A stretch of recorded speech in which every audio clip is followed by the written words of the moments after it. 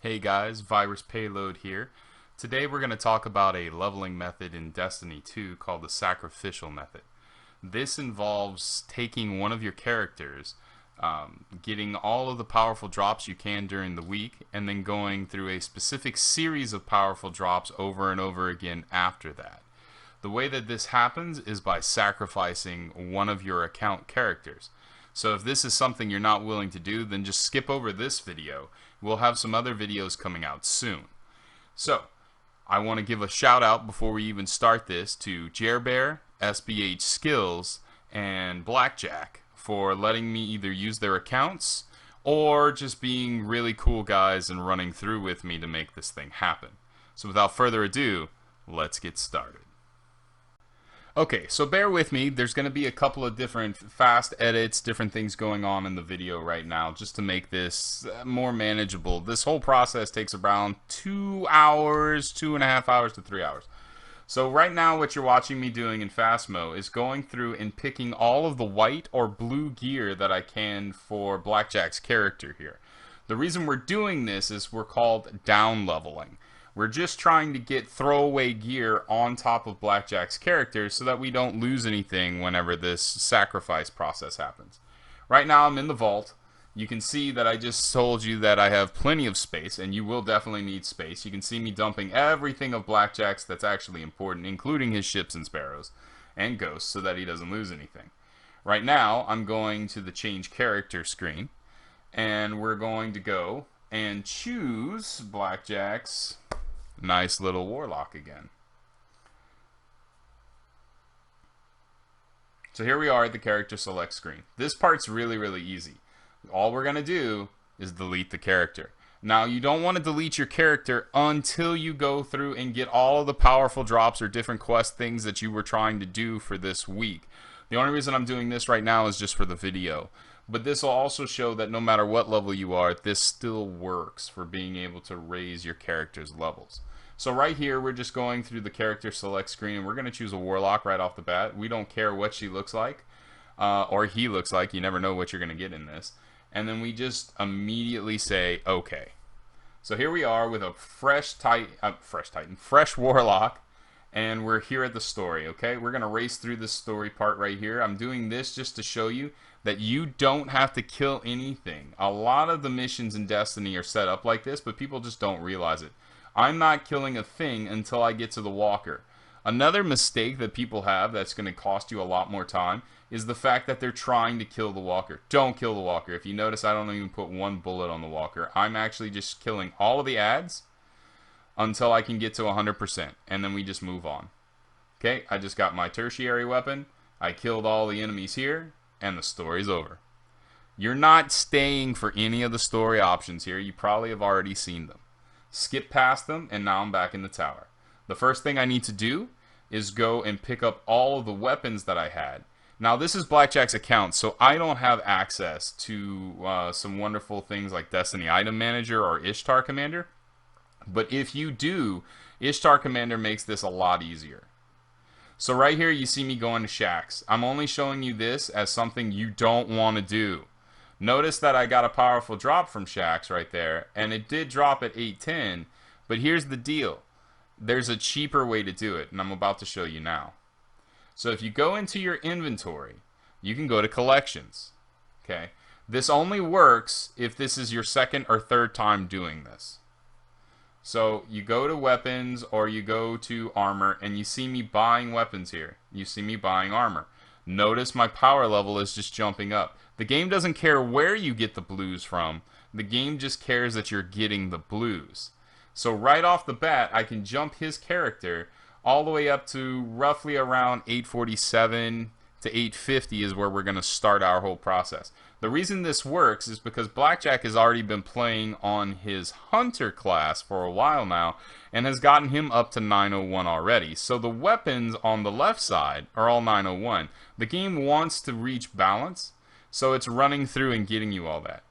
Once you're done with that, what you want to do is go to Ikora and pick up that little disc that you saw me do and pick up all of her Vex bounties.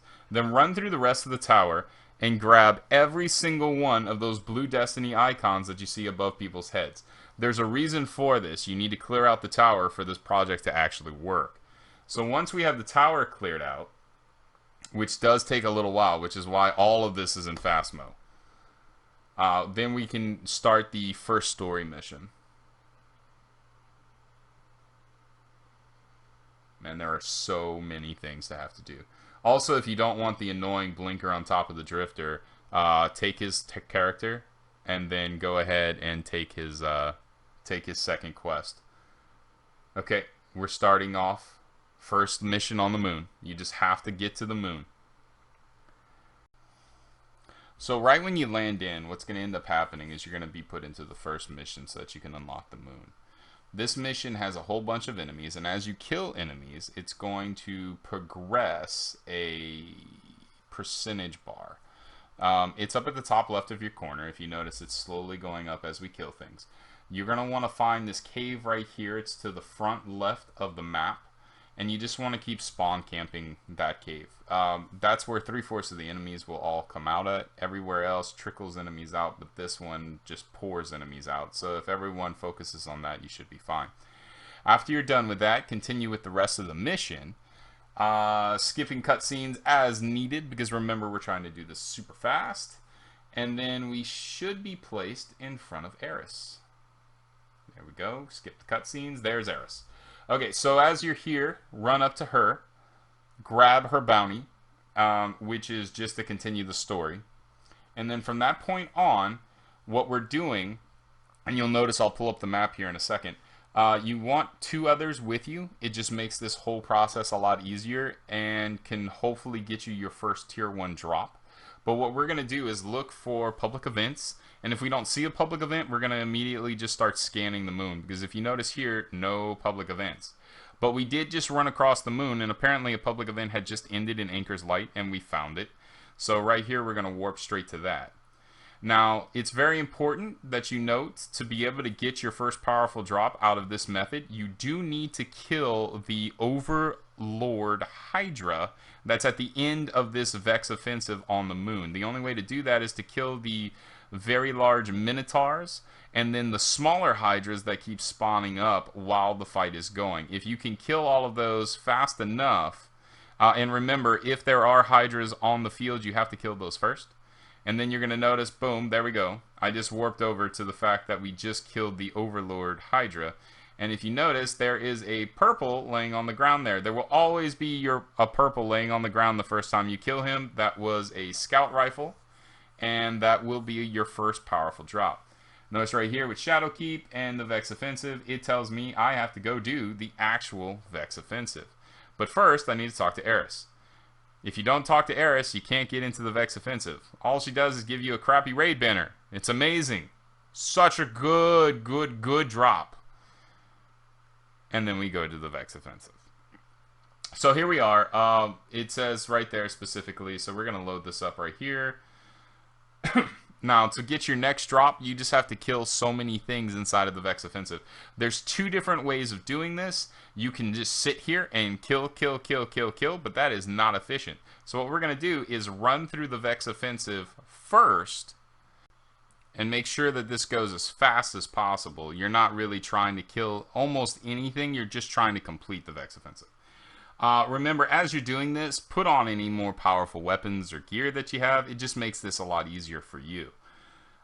So as I'm going through here, I'm just checking out the gear, trying to make sure that I'm there. Your ultimate goal here is to reach 900. Once you reach 900, the third part of the leveling will be able to happen.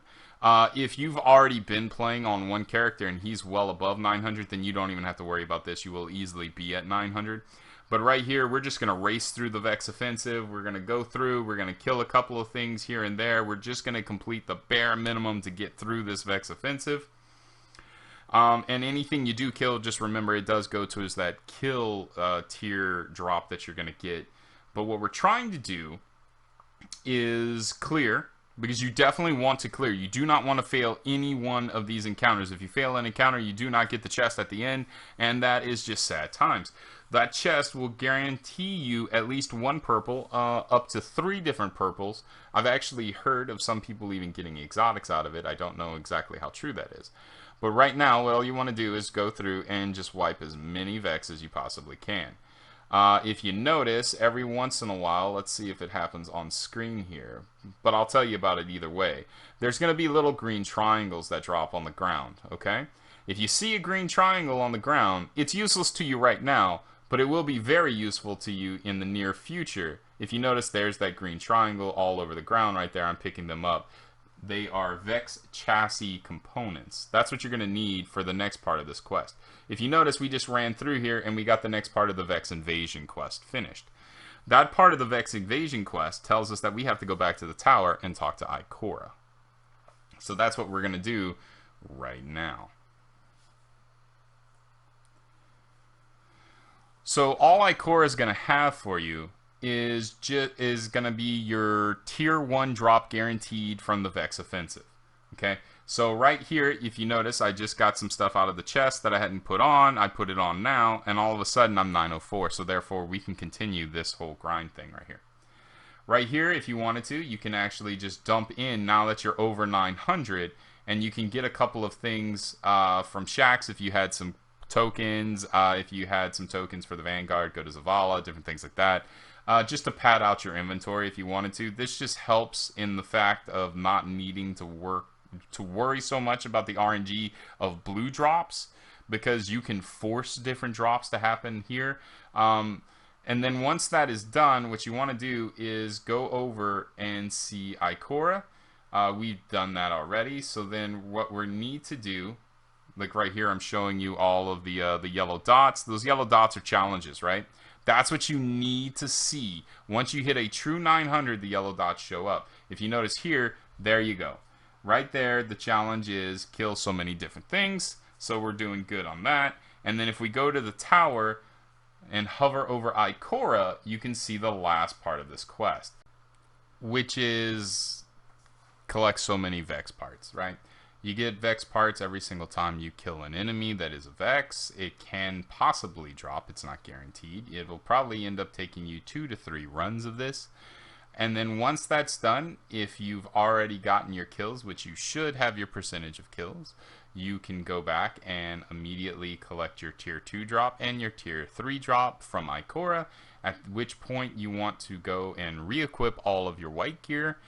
Put everything that you've collected that you like back into the vault, break everything else down for glimmer and weapon parts, and then repeat the process. Scrub the whichever character you have that you're trying to use the sacrifice method on, and repeat.